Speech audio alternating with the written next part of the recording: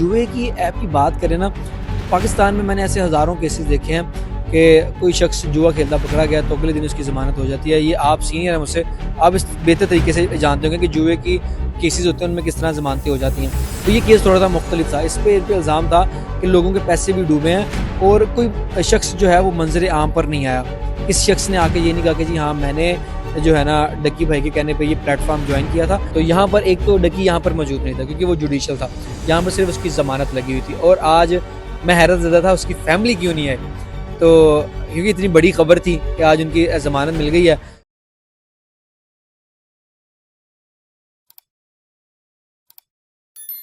अस्सलाम वालेकुम, आप देख रहे हैं क्यूसी टीवी और मैं हूं खावर मुगल। मैं इस वक्त मौजूद हूं लाहौर हाई कोर्ट में, जहां पर आज मारूफ यूट्यूबर सादुर रहमान उर्फ डक्की भाई की ज़मानत बिलाखिर मंजूर कर ली गई है। अब से कुछ देर कबल जो है वो ज़मानत मंजूर की गई है। कमरा अदालत में आज क्या दलाइल दिए गए वकला की जानिब से, प्रोसिक्यूशन की जानिब से, इस तमाम तर समात का अहवाल बताने के लिए हमारे साथ मौजूद हैं नातिक रेहान, जो कि सीनियर कोर्ट रिपोर्टर हैं। इनसे बात कर लेते हैं। नातिक भाई, बताइएगा कि आज कमरा अदालत में ऐसा क्या हुआ कि बिल आखिर डक्की भाई की जमानत जो इतने अरसे से तारीख पे तारीख चल रही थी, बिल आखिर मंजूर हो गई है। क्या कहेंगे आज?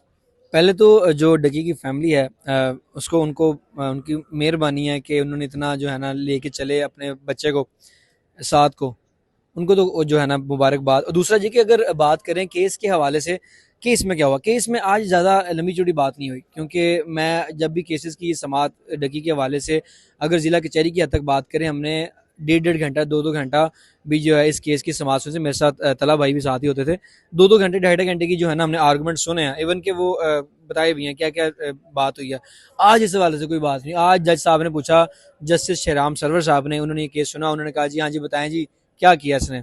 जो है आपका प्रमोशन का उस पर इल्ज़ाम था। ऑफेंस कौन से लगे हैं जी, ऑफेंस बताए गए। पहले बताया गया जी 15, उसकी सज़ा के हवाले से बताया गया। उसका मैं आपको बता देता हूँ कि उन्होंने क्या बोला, कितनी कितनी सज़ा उस ऑफेंस की थी। पहले उनसे पूछा गया जो 15 है पीका का, उसकी क्या सज़ा है। उन्होंने कहा जी सर इसकी 3 साल सज़ा है। फिर उन्होंने 14 का पूछा, इसकी कितनी सज़ा है। उन्होंने कहा जी 2 साल सज़ा है। फिर पूछा 25 सेक्शन जो पीका का है उसकी, उन्होंने कहा जी सर इसकी 3 मंथ सज़ा है। फिर पूछी 26 जो पीका का सेक्शन है उसकी कितनी सज़ा बनती है। उन्होंने कहा सर 3 साल। फिर एक सेक्शन था 294 का, उससे पूछा गया इसमें कितनी सज़ा है। उन्होंने कहा कि इसकी 6 माह। उन्होंने कहा सर ये तो सर बेलेबल ऑफेंस है, ये लंबी चौड़ी इसमें बनता तो नहीं है कि मैं इसमें आर्गूमेंट्स वगैरह सुनूं। उसके बाद वो मुखातिब हुए तफ्तीशी ऑफिसर से, जी बताएं जी क्या करना है जी, क्या है इस पर इल्ज़ाम, क्या करना है। उन्होंने कहा जी सर 3,24,000 26,420 अमाउंट जो इनसे बरामद हुई है उसका ये जो है मनी ट्रायल नहीं दे सके। तो उन्होंने कहा कि यार सुप्रीम कोर्ट की जजमेंट है, सुप्रीम कोर्ट की जजमेंट के हवाले से ऐसी कोई मैं ये ज़मानत रोक नहीं सकता क्योंकि नॉन बेलेबल ऑफेंस कोई भी नहीं है, बेलेबल ऑफेंस है। तो मैं जो है ना ज़मानत मंजूर करता हूँ। 10 लाख में चल के केवल ज़मानत आज उनकी मंजूर हुई। अच्छा, जमानत तो मंजूर हो गई है। कब तक डक्की भाई के फैंस इंतजार करें, कब तक वो जेल से रिहा होंगे और वापस अपनी फैमिली से मुलाकात होगी? अच्छा ब्रदर, ये ना थोड़ा सा एक प्रोसीजर होता है। पहले जब आपकी ज़मानत मंजूर हो जाती है फिर उसके बाद ऑर्डर आता है, ऑर्डर के बाद आप चल के जमा करवाते हैं, श्योरिटी बॉन्ड जमा करवाते हैं। उसके बाद रोप कार्ड जारी होता है, फिर वो रोप कार्ड जाता है उस जेल में, वहाँ से वो दे के उसकी ज़मानत करवाई जाती है। तो इसमें थोड़ा सा प्रोसीजर लगेगा, मे बी कुछ टाइम के अंदर उनकी आज वो घर चले जाएँ रिहाई लेके, मे बी कल चले जाएँ। अगर आज वक्त से पहले चले गए तो आज वो घर चले जाएंगे, अगर आज वक्त से पहले ना गए तो कल तक वो उनकी जो है वो रिहाई चली जाएगी। अच्छा, ये बताइएगा कि इस केस को बड़ा लंबा खींचा गया, तारीख पे तारीख चलती रही, क्या वजह बनी कि इतना लंबा चला गया ये मामला? आपने गलत बोला, तारीख पे तारीख। अब एक और चीज़ ऐड कर दें, वकील पे वकील भी हमने इसमें चेंज होते देखे हैं।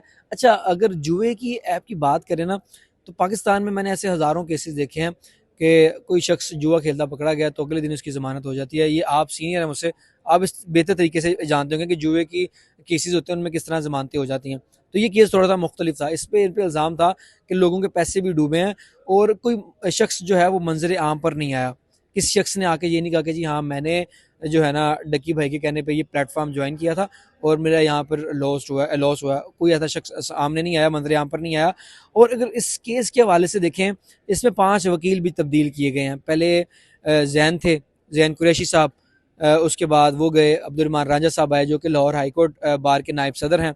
फिर वो गए, फिर उस्मान मुश्ताक साहब आए। अच्छा, उस्मान मुश्ताक साहब ये वही वकील हैं जिन्होंने डकी की ज़मानत करवाई थी हाईवे वाले केस में, जिसमें वो पाँव ऊपर रख के वो ड्राइविंग कर रहे थे वो ऑटोमेटिक कार में, उसमें उनकी ज़मानत करवाई थी।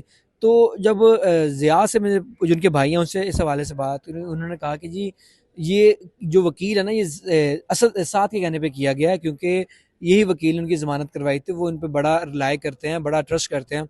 फिर ये आए तो ये 2 ढाई माह चले। जब सेशन कोर्ट से ज़मानत मुस्तरद की गई, उसके बाद इनको तब्दील किया गया। उसके बाद खबरें सामने आई कि ये नया वकील आ गया। नया वकील आया जी इमरान चद्दर साहब। इमरान चद्दर साहब वो इस केस को लेके चलेंगे। जब उन्होंने केस शुरू किया तो एक और वकील जो ट्रायल के हद तक थे वो भी वकील चेंज हो गए। वहाँ पर पहले सारा उस्मान मुश्ताक ही देख रहे थे सारा। जब वो चेंज हुई तो वहाँ पर चलेगी अमरत शेख अहमद साहबा, वो वहाँ पर चली गई, वो उस केस को देख रही थी। अब खबर ये आई कि आज की मज़े की चीज़ बताता हूँ। आज 2 वकील थे, एक उस्मान लतीफ़ थे, इमरान चद्दर साहब थे। उस्मान लतीफ़ जो है वो वहाँ पर मौजूद थे। वहाँ पर आज अदालत ने दलाइल सुनने के बाद उनकी ज़मानत मंजूर की। टोटल 6 वकील, आप यूँ कह लें कि जी तारीख के साथ साथ वकील भी तब्दील किए गए हैं। अच्छा, ये बताइएगा कि जब आज ज़मानत मंजूर हुई तो उनकी फैमिली के क्या एक्सप्रेशन थे, डकी भाई के क्या एक्सप्रेशन थे, उस वक्त कैसा खुशी का इजहार था उनका? अच्छा भाई, मैं आपको बताऊं, मैंने ये पूरा केस कवर किया ना, कभी ऐसा नहीं हुआ कि डक्की की फैमिली जो है ना उसके समात के ऊपर मौजूद ना हो। क्योंकि डक्की ने आना होता था ज़िला कचहरी, तो वो कोई कोशिश यही होती थी कि यहाँ पर उनसे 10-15 मिनट डक्की से मुलाकात हो जाए।